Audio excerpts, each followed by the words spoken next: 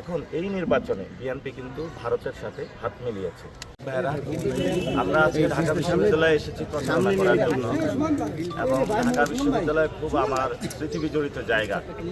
এখান থেকে কিন্তু গণ অভ্যুত্থানের সূচনা শুরু হয়েছিল, এবং এখান থেকেই গণ অভ্যুত্থানের যে যাত্রা, সেই যাত্রা আগামী 12 তারিখে ইনশাআল্লাহ আরো শক্ত এবং কঠিন হবে। আপনারা জানেন যে এখানে ছাত্রলীগ দ্বারা আমরা নিপীড়িত নির্যাতিত ছিলাম। আওয়ামী লীগ এখানে হামলা চালিয়েছিল, যে হল থেকে পোলাপাইন গেট ভেঙে বের হয়েছিল, বিজয় একাত্তর হল, এবং এই বঙ্গবন্ধু হলের নাম পরিবর্তন করে রাখা হয়েছে শহীদ ওসমান হাদি ভাই হল। এবং শহীদ ওসমান হাদি ভাই কিন্তু এই হলে ছিলেন, আমার হলেরই বড় ভাই, এবং উনি জিয়া হলেরই ছিলেন, আমি জিয়া হলের ছাত্র ছিলাম।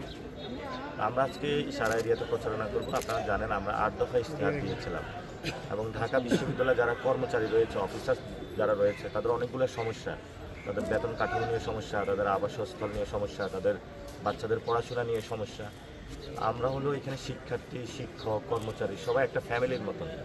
সবাইকে ইনশাল্লাহ একটা জায়গায় আমরা যাব যেখানে প্রত্যেকে শিক্ষার্থীরাও হ্যাপি থাকে, যাতে হলো ক্যান্টিনে গিয়ে পাতলা ডাল না খেতে হয়, এবং তাদের জীবনযাত্রার মান উন্নয়ন হয়, এবং তাদের যে চাকরির ব্যবস্থা হয় সেই জায়গাটা আমরা কাজ করব। অনেকে টিউশনই করে, কিন্তু আমরা বিভিন্ন ইন্ডাস্ট্রির সাথে সংযোগ করে দিব তাদেরকে, যাতে হলো first year, second year, third year, fourth ইয়ারে বিভিন্ন ইন্ডাস্ট্রিতে তারা এক্সপিরিয়েন্স নেওয়ার সুযোগ অর্জন করতে পারে। এবং ক্যাম্পাসের অনেক ফিমেল স্টুডেন্ট রয়েছে যারা নিরাপদে তাদের খাদ্য, বাসস্থান নিশ্চিত করতে চায়, আমরা সেই ব্যবস্থা করব। ঢাকা বিশ্ববিদ্যালয়ের মেয়েরা যারা ওই নিউ মার্কেটের ওই দিকের হলগুলোতে থাকেন, তারা যাতায়াতে নিরাপদ জায়গা ফিল করেন না, তারা ইনশাল্লাহ আমরা ওই জায়গাগুলো নিরাপদ করব, যাতে ঢাকা বিশ্ববিদ্যালয়ের আমি একজন ফ্যামিলির সদস্য হিসাবে প্রত্যেকটা ছাত্র, ছাত্রী, শিক্ষক, কর্মকর্তা, কর্মচারী, যত স্টাফ আছে সবাই যাতে একটা সুন্দর জীবন যাপন করতে পারে তাদের ফ্যামিলি নিয়ে, এই ব্যবস্থা ইনশাল্লাহ আমরা ঢাকা বিশ্ববিদ্যালয়ে করব।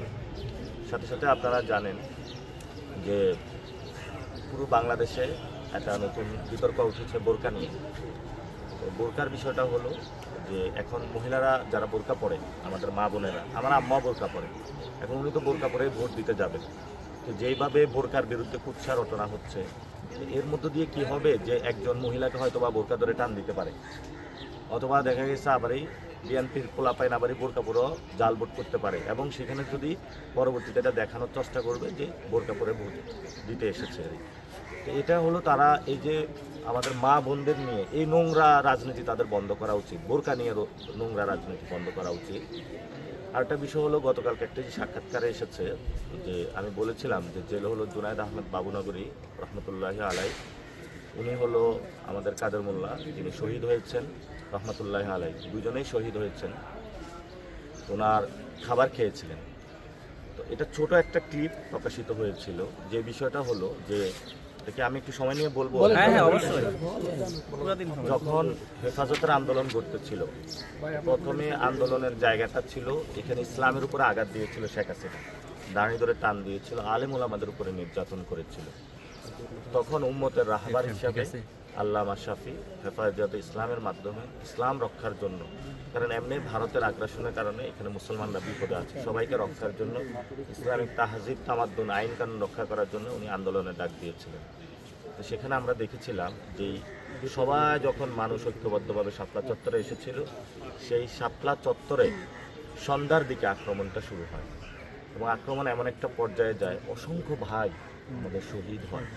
সেখানে আলেমরাও ছিলেন, যারা জেনারেল শিক্ষা শিক্ষিত তারাও ছিলেন। তো ওই রাতে পল্টনের যে গেটটা আছে, বিভিন্ন গেটে শিবির জামাতের ভাইরা একটা দেওয়াল সম, একটা ইস্পাত সম একটা দেওয়াল গড়ে তোলে, যে তারা প্রতিবাদ শুরু করে, এবং অনেক ভাইকে তারা রক্ষা করে, আলেম ওলামারা একসাথে দাঁড়িয়ে যায়। ওই দিন কোনো বাংলাদেশে ইসলামের মধ্যে কোনো ধারা ছিল না, কে জামায়াত ইসলামী, কে সুন্নি, কে পীরপন্থী, এটা ছিল না।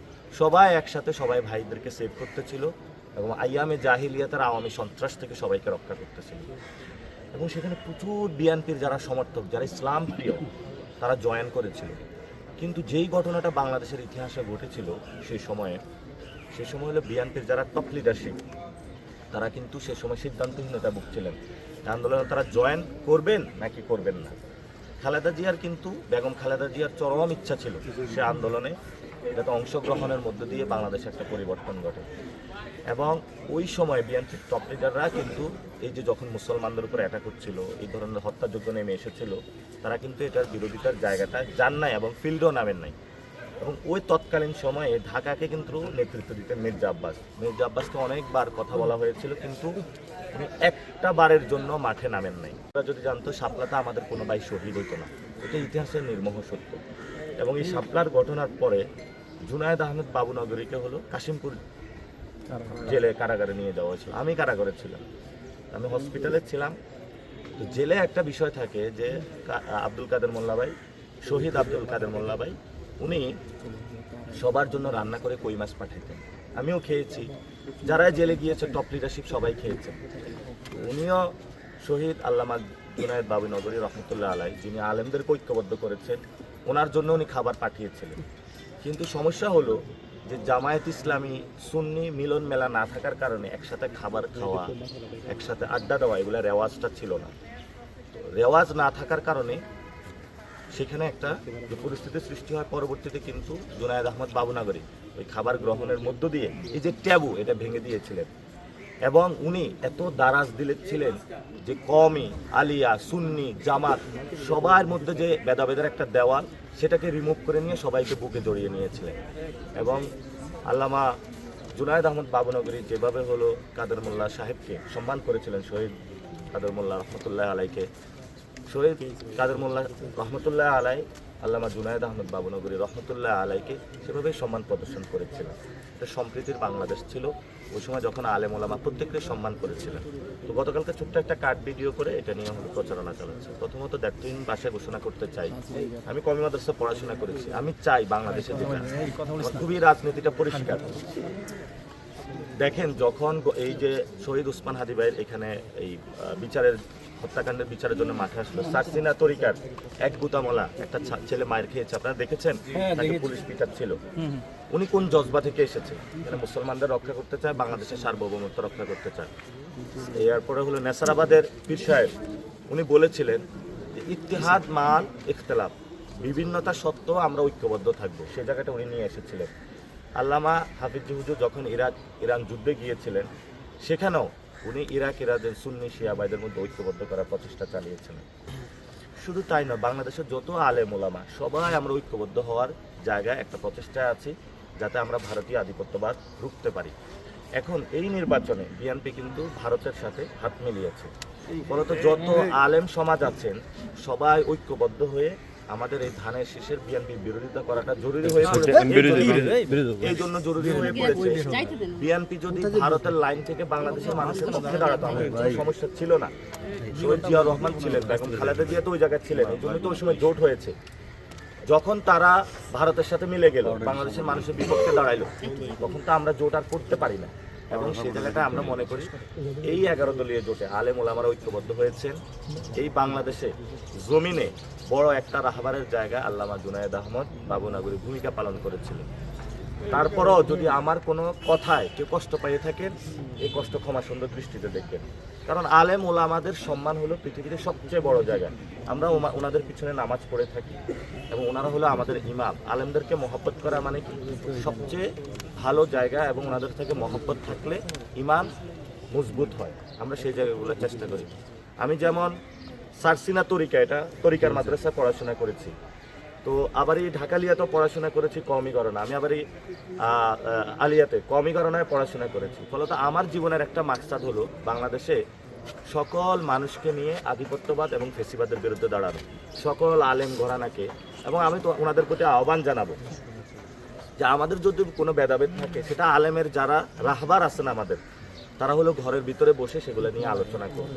এবং সেই জায়গাটায় আমরা যদি ঐক্যবদ্ধ করতে পারি, ইনশাআল্লাহ 11 তারিখে শাপলার যে ভুল বিএনপি করেছিল, বিএনপি যে আসে নাই, তারা এখনো আলেমদের বিরুদ্ধে দাঁড়াচ্ছে, ইসলামকে নিয়ে কটু কথা বলছে, বোরকা নিয়ে কটু কথা বলছে।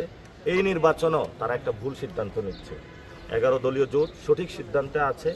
ইনশাআল্লাহ আগামী 12 তারিখে, এই যে 2-3 দিন পরেই ইনশাআল্লাহ সারা বাংলাদেশে একটা রব উঠেছে, এটা জয়যাত্রা আসছে। ইনশাআল্লাহ 11 দলীয় জোটের শাপলাকলি, দাঁড়িপাল্লা, রিক্সা, যে যে জায়গায় মার্কা আছে, বিপুল বুটে জয়লাভ করবে ইনশাআল্লাহ। ইনশাআল্লাহ। আর আপনারাও এই জায়গাটা খুবই ক্লিয়ার করে দিবেন, আল্লামা জুনায়েদ বাবুনগরী উনি আমাদের রাহবার, আলেমদের শান। এখানে অনেকেই বিভিন্নভাবে অপব্যাখ্যা করার সুযোগ নিব, কোনো অপব্যাখ্যার সুযোগ নেই। সম্প্রীতির আমরা বাংলাদেশ চেয়েছিলাম, সেটা আমরা পেয়েছি, কিন্তু এখানে যে জায়গায় বাধা দেওয়া হচ্ছে সে জায়গা থেকে সরে এসে আমরা নতুন একটা বাংলাদেশ করতে চাই।